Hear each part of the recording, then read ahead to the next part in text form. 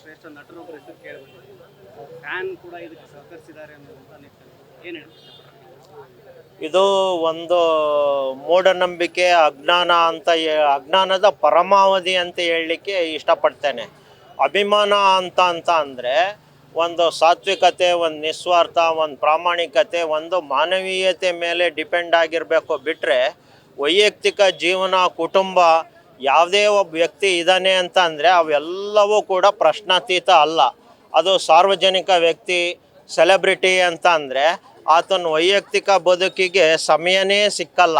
ಅಂಥದ್ರಲ್ಲಿ ಅವನೊಬ್ಬನ ಜೀವನ ಸರಿವಾಗಲಿ, ಹೆಂಡ್ತಿ ಮಕ್ಕಳು ಅನ್ನೋ ಅಂಥದ್ರಲ್ಲಿ ಹೆಚ್ಚಿಗೆ ಇದ್ದು ಏನೆಲ್ಲ ಆಗೋಗಿದೆ, ಇಂಥವರಿಗೆ ಏನು ಪರದೆ ಮೇಲೆ ನಿಭಾಯಿಸೋ ಅಂಥ ಕಥೆಗಳನ್ನು ವೈಯಕ್ತಿಕ ಜೀವನದಲ್ಲಿ ನಿಭಾಯಿಸಿದ್ದು ತಪ್ಪು ಅಂತ ಹೇಳಲಿಕ್ಕೆ ಇಷ್ಟಪಡ್ತೇನೆ.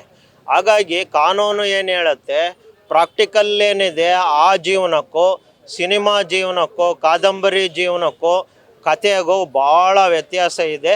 ಅಂಥದ್ದನ್ನು ನಮ್ಮ ದರ್ಶನ್ ಅವರು ಅರ್ಥಕೋಬೇಕಾಗಿತ್ತು. ಅವರು ಅರ್ಥಕೊಳ್ದೇ ಇರೋದಕ್ಕೆ ಅವರ ಜೀವನ ಶೈಲಿ, ಅವರ ದಿನಚರಿನೇ ಕಾರಣ ಅಂತ ಹೇಳಲಿಕ್ಕೆ ಇಷ್ಟಪಡ್ತೇನೆ. ಇಂಥ ಒಂದು ಸಂದರ್ಭ ಅವರಿಗೆ ಜೀವನಕ್ಕೆ ಒಂದು ಪಾಠ ಕಲಿಸ್ಲಿ ಅಂತೇಳಿ ನಾನು ರಾಜ್ಯ ಸರ್ಕಾರಕ್ಕೆ, ಭಾರತ ಸರ್ಕಾರಕ್ಕೆ ಕೇಳ್ಕೊಳ್ತೀನಿ ಮತ್ತು ಆಗ್ರಹನೂ ಕೂಡ ಮಾಡ್ತೇನೆ. ಪೊಲೀಸ್ ತನಿಖೆ ಕೂಡ ನಡೀತಾ ಇದೆ, ಸಿಬಿಐ ವಹಿಸಬೇಕು ಅಂತಕ್ಕಂಥ ಕೂಗು ಕೂಡ ಕೇಳ್ತಾರೆ. ಇಲ್ಲ, ಕರ್ನಾಟಕ ಸರ್ಕಾರ, ಕರ್ನಾಟಕ ಪೊಲೀಸು ಭಾಳ ದಕ್ಷವಾಗಿದೆ. ಒಬ್ಬೊಬ್ಬ ಪೊಲೀಸು ಕೂಡ ತನ್ನ ತರಬೇತಿಯಲ್ಲಿ ಆದೀಮವಾದಂಥ ಘಟನೆಗಳನ್ನು, ಆ ತನಿಖೆಗಳನ್ನು ನಿಭಾಯಿಸ್ತಕ್ಕಂಥ ಶಕ್ತಿ ಇದೆ. ಕಾನೂನು ಅದಕ್ಕೆ ಎಲ್ಲ ರೀತಿಯಾದಂಥ ಶಕ್ತಿಯನ್ನು ಕೊಟ್ಟಿದೆ. ಹಾಗಾಗಿ ಪೊಲೀಸ್ ಅಂತ ಅಂದರೆ ಏನು ಕಮ್ಮಿ ಅಲ್ಲ. ಅದು ಕರ್ನಾಟಕದ ಪೊಲೀಸ್ ಅಂದರೆ ಕಮ್ಮಿ ಇಲ್ಲ ಅಂತ ಹೇಳಲಿಕ್ಕೆ ಇಷ್ಟಪಡ್ತೇನೆ. ಅವರು ತಪ್ಪಿಸ್ಕೊಳ್ಳೋಕ್ಕೆ ಅವಕಾಶ ಮಾಡಿ ಕೊಟ್ಟಿದ್ದರೆ ದರ್ಶನ್ ಹೆಸರೇ ಬರ್ದಂಗೆ ಮಾಡ್ಬೋದಾಗಿತ್ತು ಕರ್ನಾಟಕ ಪೊಲೀಸ್ ಅವರು. ಆಗಲೇ 3 ಜನ ಬಂದು ನಾವು ಯಾವುದೋ ದುಡ್ಡಿನ ವ್ಯವಹಾರಕ್ಕೆ ಮಾಡಿದ್ದು ಅಂತ ಹೇಳಾಗಿತ್ತು. ಅವರು ಇನ್ನೂ ಕೂಡ ಗಮನಿಸಿ ಈ ವ್ಯಕ್ತಿಯನ್ನು ಹೊರಗೆಳಿಬೇಕಾದಂಥ ಅನಿವಾರ್ಯತೆ ಅವರಿಗೆ ಇರ್ತಿರಲಿಲ್ಲ. ಹಾಗಾಗಿ ಅವರು ಪ್ರಾಮಾಣಿಕವಾಗಿ ಕೆಲಸ ಕಾರ್ಯವನ್ನು ಮಾಡಿದ್ದಾರೆ. ಅವ್ರನ್ನ ನಾನು ಶ್ಲಾಘಿಸ್ತೀನಿ.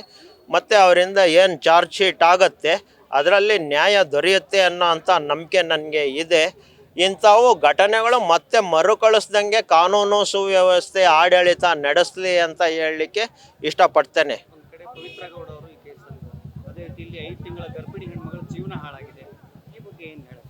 ಇಲ್ಲ, ಪಾಪ ರೇಣುಕಾಸ್ವಾಮಿ ಉಪಜೀವನದಿಂದ ಹಿಡಿದು ಜೀವನ ವಯಸ್ಸಾದಂಥ ತಂದೆ ತಾಯಿ ಈಗ ಕೆಲವೇ ತಿಂಗಳು ಗರ್ಭಿಣಿ ಇರ್ತಕ್ಕಂಥದ್ದು. ಈಗ ನಾಳೆ ಬರ್ತಕ್ಕಂಥ 28ನೇ ತಾರೀಕಿಗೆ ಅವ್ರ ವೈವಾಹಿಕ ಜೀವನದ ಒಂದು ವಾರ್ಷಿಕ ಸಮಾರಂಭ ಮಾಡ್ಕೋಬೇಕಾದಂಥ ಕೌಟುಂಬಿಕ ವ್ಯವಸ್ಥೆಯನ್ನು ನಾವು ನೋಡಿದ್ರೆ ನನಗೇ ಒಂಥರ ಕರಳು ಹಿಂಡ್ದಂಗೆ ಆಗುತ್ತೆ. ಅಂಥದ್ರಲ್ಲಿ ಯಾವುದೋ ಒಂದು ಬಡಿವಾರಕ್ಕೆ 2ನೇ ಹೆಂಡ್ತಿ ಆಗೋಕ್ಕೆ, 3ನೇ ಹೆಂಡ್ತಿ ಆಗೋಕ್ಕೆ, ಇನ್ನೇನೋ ಒಂದು ಮಜಾಬೂತಾದಂಥ ಮಸ್ತಿ ಜೀವನವನ್ನು ನಡೆಸಲಿಕ್ಕೆ ಇವರು ಅಮಾಯಕರನ್ನು ಬಲಿಪಶು ಮಾಡ್ತಾರೆ ಅಂದರೆ ಉಗ್ರವಾದಂಥ ಖಂಡನೆಯನ್ನು ನಾನು ಮಾಡ್ತೇನೆ. ಆ ಬಸರಿ ಹೆಣ್ಮಗಳಿಗೆ ಏನು ರೇಣುಕಾ ಸ್ವಾಮಿ ಹೆಂಡ್ತಿ ಇದ್ದಾರೆ, ಅವರು ವಯಸ್ಸಾದ ತಂದೆ ತಾಯಿಗಳಿದ್ದಾರೆ, ಅವರಿಗೆ ಇದರಲ್ಲಿ ಸೂಕ್ತವಾದಂಥ ನ್ಯಾಯ ಅಂದರೆ ಜೀವನ ಉಪಜೀವನಕ್ಕೆ ಮಾರ್ಗ ಮಾಡಲೇಬೇಕು ಅಂತೇಳಿ ನಾನು ಆಗ್ರಹ ಮಾಡ್ತೇನೆ. ನ್ಯೂಸ್ ಫಸ್ಟ್, ನಿರ್ಭೀತಿಯಿಂದ ನಿಮ್ಮ ಪರವಾಗಿ.